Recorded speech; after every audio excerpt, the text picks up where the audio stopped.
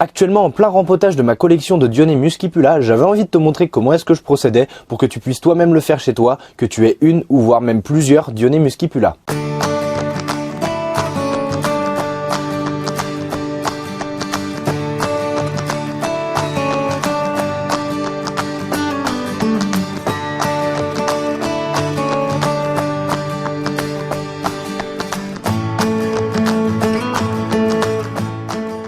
Salut à toi, c'est Enzo de Fer pour les Dents de la Terre. Aujourd'hui, grâce à la nouvelle serre que j'ai fini d'installer il y a quelques jours, j'ai pu dedans y installer de nouveaux bacs pour augmenter ma surface, mon espace de production pour avoir davantage de plantes carnivores.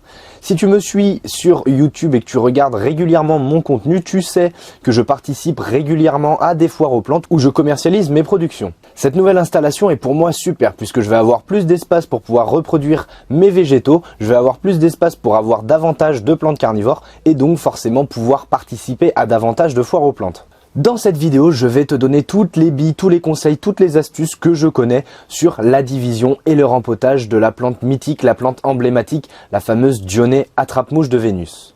Il était vraiment temps que je m'occupe de ma collection de Dionaea puisque certaines n'ont quasiment pas poussé pendant 2 ans.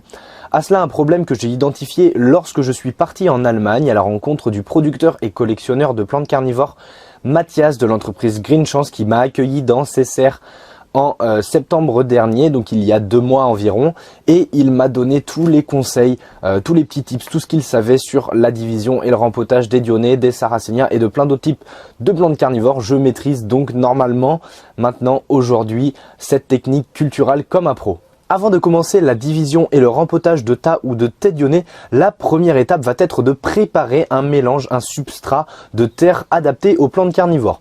Pour cela, tu vas utiliser 70% de tourbe blonde que tu vas mélanger avec environ 30% de perlite. Il va falloir que tu mélanges bien la tourbe blonde avec la perlite afin d'obtenir le mélange le plus homogène possible.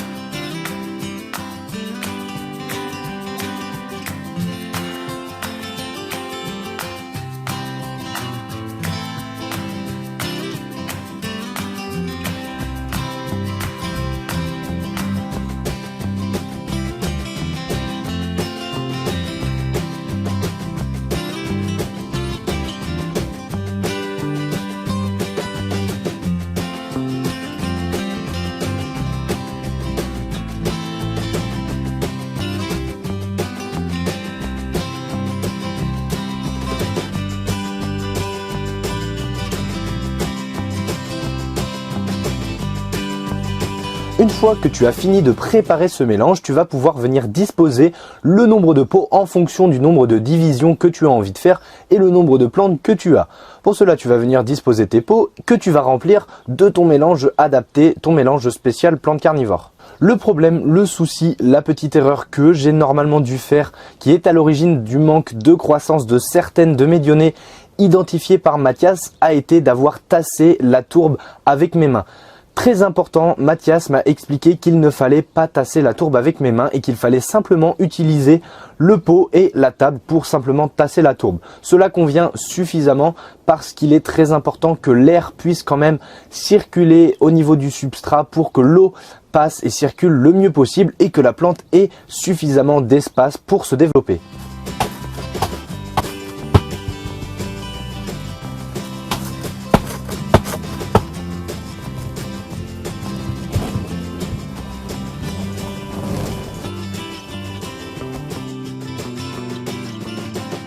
Une fois que tu as fini de disposer l'ensemble de ton mélange spécial plante carnivore dans tes pots, tu vas pouvoir venir brumiser ton substrat en surface. Pour cela, tu vas utiliser un brumisateur. Cela va te permettre de faire une sorte d'appel. L'eau qui va être présente en surface va faire un appel de l'eau que tu vas mettre dans ta coupelle car elle va remonter par la suite par capillarité. Très important de bien humidifier ton substrat même si, tout comme moi, tu réalises ta division et ton rempotage de Dionaea fin novembre. Ensuite, une étape quand même plutôt simple, tu vas venir faire des trous. C'est-à-dire que tu vas utiliser un objet, que ce soit un petit bout de bois ou un objet en plastique, le dos d'une cuillère, je ne sais pas. Tu peux même également utiliser ton doigt, mais le principal, c'est de faire une forme à peu près qui ressemble au bourgeon de la Dionaea. Une fois que tu as fini toutes ces étapes préliminaires, on va pouvoir passer au nettoyage de la plante. Pour cela, tu vas prendre ta plante, tu vas venir retourner le pot. Tu peux même taper un petit peu dessus si tu as du mal à sortir la motte et la plante de son pot. Par la suite, tu vas venir retirer l'ancien substrat. Très important de bien nettoyer ta plante, de bien enlever l'ancien substrat, car des fois, il peut y avoir des petites maladies, des petites cochonneries dedans. Tu peux donc utiliser également de l'eau dans laquelle tu vas venir bien nettoyer ta plante avant de commencer la division. Je te conseille également de bien nettoyer les mâchoires qui sont mortes, toutes les mâchoires noires, tous les pièges de Dionée à l'aide d'un ciseau, ou tu peux également tirer simplement dessus avec tes doigts. Normalement, cela devrait venir. Maintenant que tu as fini de nettoyer ta plante, qu'elle est bien propre, qu'elle n'a plus de pièges noirs et qu'elle a été bien nettoyée à l'eau de pluie ou l'eau déminéralisée, on va pouvoir passer à la division. Pour cela, je te conseille d'utiliser un couteau pour pouvoir bien couper proprement et nettement ta plante, ton bourgeon. Important, lorsque tu fais une division de Dionée, il faut absolument garder au moins une racine par division si tu veux faciliter la reprise, la repousse de ta plante. La quantité de division que tu vas effectuer dépendra bien évidemment de la taille de ta plante et du nombre de racines présentes. Si tu as envie de garder une plante suffisamment grosse, tu n'es pas obligé de la diviser. Une fois que tu as fini de diviser ta plante en différents segments, tu vas pouvoir venir commencer le rempotage.